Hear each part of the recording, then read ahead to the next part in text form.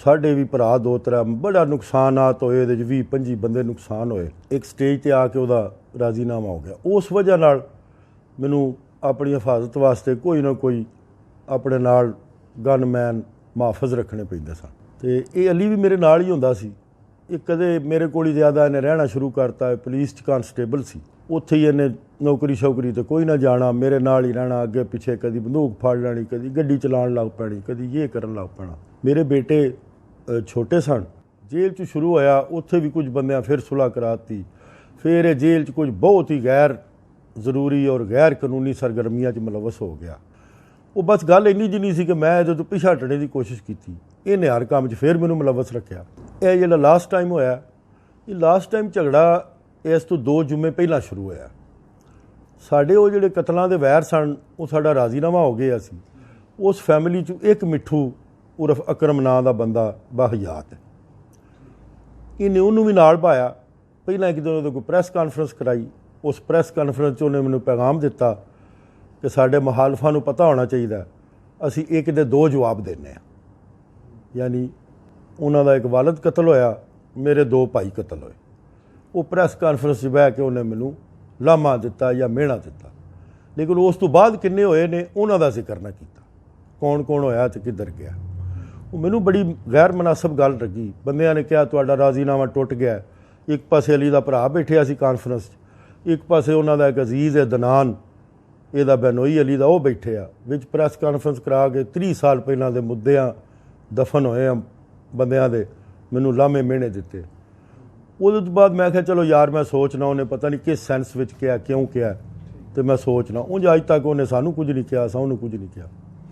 ਇਹ ਉਹਨੂੰ ਗੱਡੀ 'ਚ ਬਹਾ ਕੇ ਬਕਾਇਦਾ ਚੌਂਕ ਮਹੱਲਿਆਂ ਦੇ ਅਤੇ ਜਲਾਲਪੁਰ ਦੇ ਅਤੇ ਅੱਗੇ ਪਿੱਛੇ ਦੇ ਬੰਦੇ ਇਕੱਠੇ ਕਰਕੇ ਅਤੇ ਲਿਆ ਕੇ ਗੱਡੀ 10 ਥਾਵਾਂ ਨੇ ਦੂਸਰੇ ਗੱਡੀ ਖੜੀ ਕਰਨੇ ਵਾਲੀਆਂ ਸਾਡੇ ਬੂਹੇ ਕੇ ਖੜੀ ਕਰਤੀ।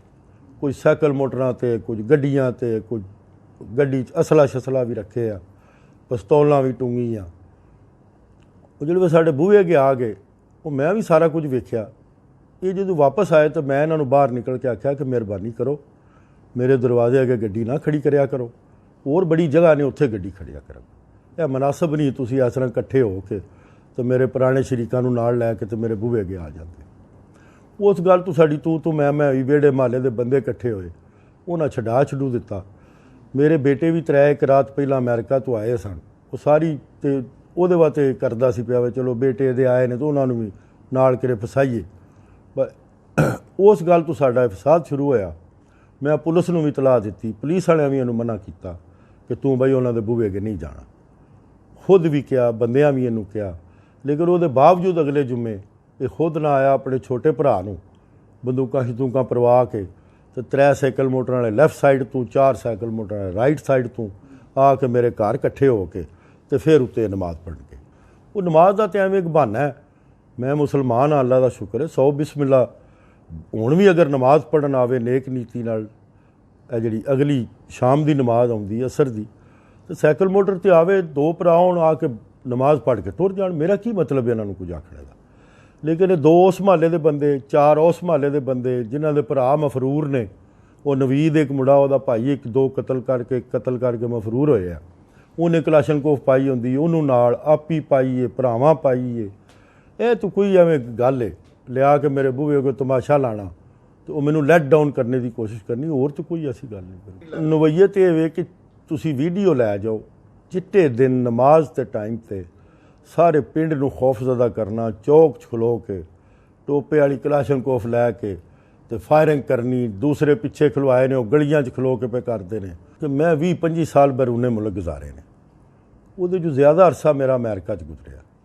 ਅਤੇ ਮੇਰੇ ਜਿੰਨੇ ਭਾਈ ਨੇ ਯੂਰਪ ਅਮਰੀਕਾ ਰਹਿਣ ਵਾਲੇ, ਅਸੀਂ ਭਾਵੇਂ ਉੱਥੇ 5 ਨਮਾਜ਼ਾਂ ਅਤੇ ਨਾਲ ਇੱਕ ਤਹੱਜਦ ਵੀ ਪੜ੍ਹੀਏ ਅਤੇ ਜਿਉਂ ਜਹਾਜ਼ 'ਤੇ ਬਹਿ ਕੇ ਪਾਕਿਸਤਾਨ ਆਈਏ, ਸਾਨੂੰ ਹਰ ਬੰਦਾ ਇਹ ਸਮਝਦਾ ਬਾਹਰ ਦੇ ਮੁਲਕਾਂ 'ਚ ਰਹੇ ਨੇ ਅਤੇ ਹੋਰੇ ਕੀ ਕਰਦੇ ਰਹੇ। ਮੈਂ ਦਰਖਾਸਤ ਦਿੱਤੀ, ਨਾਲ ਵੀਡੀਓ ਦਿੱਤੀਆਂ, ਸਬੂਤ ਦਿੱਤੇ, ਸ਼ਹਾਦਤਾਂ ਦਿੱਤੀਆਂ। ਪੁਲਿਸ ਨੇ ਆ ਕੇ ਮੌਕਾ ਵੇਖਿਆ, ਉਹਨਾਂ ਨੇ ਤਾਂ ਪਰਚਾ ਦੇ ਦਿੱਤਾ। ਕਿਉਂਕਿ ਸਫੇਦ ਦਿਨ ਇਹਨੇ ਆ ਕੇ ਕਲਾਸ਼ਨਕੋਫਾਂ ਲੈ ਕੇ ਫਾਇਰਿੰਗ ਕੀਤੀ, ਨਮਾਜ਼ ਲੋਕਾਂ ਦੀ ਡਿਸਟਰਬ ਕੀਤੀ, ਹਰਾਸ ਫੈਲਾਇਆ ਪਿੰਡ 'ਚ, ਮਹੱਲੇ 'ਚ। ਉਹਦੀ ਵਜ੍ਹਾ ਤੋਂ ਦਫਾ ਲੱਗ ਗਈ। ਉਹਦੇ ਤੋਂ ਬਾਅਦ ਇਹਨਾਂ ਨੇ ਕੋਸ਼ਿਸ਼ ਜ਼ਾਹਿਰ ਹਰ ਬੰਦਾ ਕੋਸ਼ਿਸ਼ ਕਰਦਾ ਆਪਣੀ, ਉਹਨਾਂ ਨੇ ਵੀ ਕੋਈ ਆਪਣੀ ਕੋਸ਼ਿਸ਼ ਕਰਕੇ ਰਾਤੀ 12:30 ਵਜੇ ਮੇਰੇ ਤੇ ਕ੍ਰਾਸ ਵਰਸ਼ਨ ਕਰਾਤੀ। ਮੈਂ ਆਪਣੀ ਜਮਾਤ ਦਾ ਇੱਕ ਛੋਟਾ ਜਿਹਾ ਵਰਕਰ ਹਾਂ, ਜਿੰਨਾ ਕੁ ਮੇਰੇ ਕੋਲੋਂ ਹੋ ਸਕਦਾ ਹੈ ਚੌਧਰੀ ਵਜਾਦ ਸਾਹਿਬ ਦੇ ਹਵਾਲੇ ਨਾਲ ਮੈਂ ਉਹਦੀ ਖਿਦਮਤ ਕਰਨਾ। ਮੇਰੀ ਜਿਹੜੀ ਸਿਆਸਤ ਹੈ ਕਿ ਮੇਰੀ ਸਿਆਸਤ ਨਾ ਤਾਂ ਉਸ ਤੱਕ ਜਾਂਦੀ ਹੈ ਤੇ ਨਾ ਤਾਂ ਉਸ 'ਤੇ ਖਤਮ ਹੋ ਜਾਂਦੀ ਹੈ। ਉਹ ਸਿਆਸੀ ਹਵਾਲੇ 'ਚ ਮੈਂ ਇਹ ਪੈਗਾਮ ਦੇਣਾ ਚਾਹੁੰਦਾ ਕਿ ਸਾਡੇ ਕਾਇਦੀਨ ਨੇ ਹਜ਼ਾਰਾਂ ਰਾਜ਼ੀਨਾਮੇ ਕਰਾਏ ਨੇ।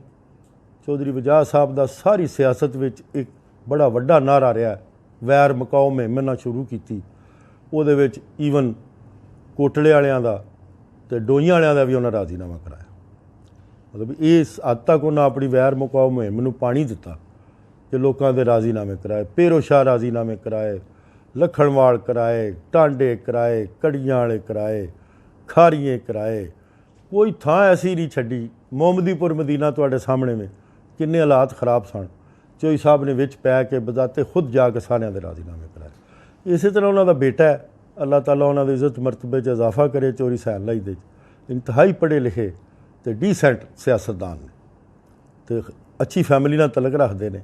ਉਹਨਾਂ ਨੇ ਆ ਕੇ ਇੱਕ ਆਪਣਾ ਨਵਾਂ ਨਾਅਰਾ ਇਜਾਦ ਕੀਤਾ ਕਿ ਨਫ਼ਰਤ ਵਧਾਓ, ਨਫ਼ਰਤ ਘਟਾਓ ਤੇ ਮੁਹੱਬਤ ਵਧਾਓ। ਹਾਂਜੀ, ਉਹ ਸਾਰੇ ਜਿਹਨਾਂ ਦੇ ਵਰਕਰ ਅਸੀਂ ਉਹਨਾਂ ਨੂੰ ਫਾਲੋ ਕਰਨੇ ਆ। ਤੁਸੀਂ ਥਾਣੇ ਚਲੇ ਜਾਓ, ਹਲਕੇ ਚਲੇ ਜਾਓ, ਇਲਾਕੇ ਚਲੇ ਜਾਓ, ਪਿੰਡ ਚਲੇ ਜਾਓ। ਮੈਂ ਜਿਹੜੇ ਦਿਨ ਦਾ ਆਇਆ ਮੈਂ ਕੋਈ 100 ਸੁਲ੍ਹਾ ਕਰਾਈਆਂ।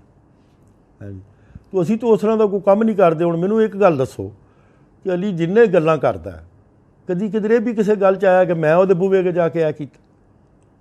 ਉਹ ਜਿੰਨਾ ਹੋਣਾ ਜਦੋਂ ਕੁਝ ਹੋਣਾ ਮੇਰੇ ਬੂਹੇ ਅੱਗੇ ਹੀ ਹੋਣਾ।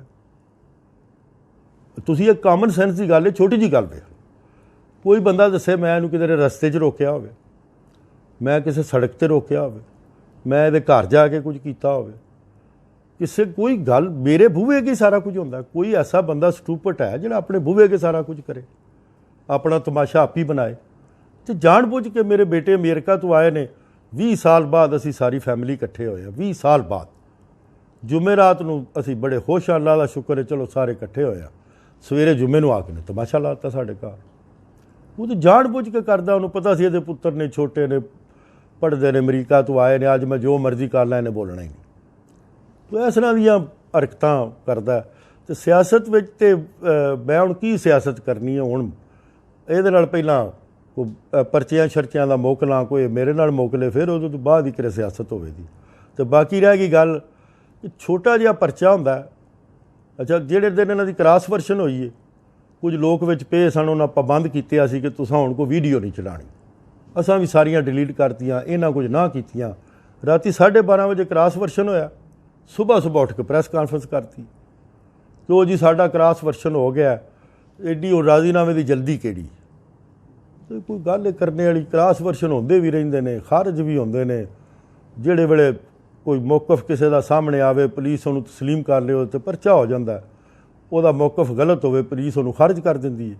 ਇਹ ਰੂਟੀਨ ਮੈਟਰ ਹੈ ਪਾਕਿਸਤਾਨ 'ਚ। ਇਹਨੂੰ ਲੈ ਕੇ ਐਡਾ ਸਮਾਨਾਂ ਤੇ ਚੜ੍ਹਨਾ ਤੇ ਲੈਣਾ, ਤੇ ਜ਼ਰਾ ਪਰਚਾ ਹੋਵੇ ਤੇ ਟੀ ਹਾਂਜੀ, ਹਾਏ ਮਰ ਗਏ, ਹਾਏ ਮੇਰੇ ਤੇ ਪਰਚਾ ਹੋ ਗਿਆ, ਹਾਏ ਕੁਰਾਨ ਹੱਥ 'ਚ ਫੜ ਲਿਆ। ਮੇਰੇ ਤੇ ਵੀ 780 ਹੋਈ ਹੈ, ਮੇਰੇ ਤੇ ਵੀ ਲੱਗੀ ਹੈ। ਕਿਸੇ ਬੰਦੇ ਸੁਣਿਆ ਕਿ ਮੈਂ ਕਿਧਰੇ ਜਾ ਕੇ ਕਿਸੇ ਨੂੰ ਆਖਿਆ ਹੋਵੇ, ਮੈਂ ਕੋਈ ਪ੍ਰੈਸ ਕਾਨਫਰੰਸ ਕੀਤੀ ਹੋਵੇ, ਹਾਏ ਮੈਂ ਮਰ ਗਿਆ, ਹਾਏ ਮੈਂ ਮਰ ਗਿਆ? ਉਹ ਇੱਕ ਅਲੱਗ ਰਸਤਾ ਹੈ। ਇਹ ਪ੍ਰੈਸ ਕਾਨਫਰੰਸ ਜਾਂ ਵੀਡੀਓ ਕੋਈ ਪਰਚੇ ਕਰਾਣੇ ਤੇ ਕੈਂਸਲ ਕਰਾਣੇ ਦਾ ਕੋਈ ਇਹ ਪਲੇਟਫਾਰਮ ਤੇ ਨਹੀਂ। ਉਹ ਤੇ ਪਲੇਟਫਾਰਮ ਥਾਣੇ ਜੀ। ਮੇਰਾ ਇਸ ਅਮਨ ਮਾਨ ਦੇ ਹਵਾਲੇ ਨਾਲ ਪੈਗਾਮ ਇਹ ਹੀ ਹੈ ਕਿ ਹਰ ਇਨਸਾਨ ਦੁਨੀਆ 'ਤੇ ਜੀਣਾ ਚਾਹੁੰਦਾ। ਮੈਂ ਵੀ ਜੀਣਾ ਚਾਹੁੰਦਾ ਤੇ ਦੂਸਰਿਆਂ ਨੂੰ ਵੀ ਜੀਣ ਦੇਣਾ ਚਾਹੁੰਦਾ। ਜੀਓ ਔਰ ਜੀਣੇ ਦਿਓ। ਮਿਹਰਬਾਨੀ ਕਰਿਓ, ਕਿਸੇ ਨਾਲ ਤੁਹਾਡੀ ਨਪਾਉਣ ਦੇ ਤੇ ਕਿਸੇ ਦੇ ਬੂਹੇ ਅੱਗੇ ਬੰਦੂਕਾਂ ਲੈ ਕੇ ਨਾ ਜਾਇਓ। ਜਿਹੜੇ ਵੇਲੇ ਕਿਸੇ ਦੇ ਬੂਹੇ ਅੱਗੇ ਬੰਦੂਕਾਂ ਲੈ ਕੇ ਟੁਰ ਜਾਈਏ ਤੇ ਫਿਰ ਇਹ ਤਮਾਸ਼ੇ ਹੀ ਲੱਗਦੇ ਨੇ ਤੇ ਉਹ ਲੱਗੇ ਨੇ। ਤੇ ਦੂਸਰਾ ਪੈਗਾਮ ਮੇਰਾ ਇਹ ਵੇ ਕਿ ਜਿਹੜੇ ਬਾਹਰੋਂ ਸ਼ਰਾਰਤੀ ਬੰਦੇ ਆ ਕੇ ਸ਼ਾਮਲ ਹੋਏ ਨੇ ਸਾਡੇ ਇਸ ਕੰਮ 'ਚ, ਉਹ ਮਿਹਰਬਾਨੀ ਕਰਨ ਤੇ ਆਪਣੇ ਘਰ ਬਹਿਣ।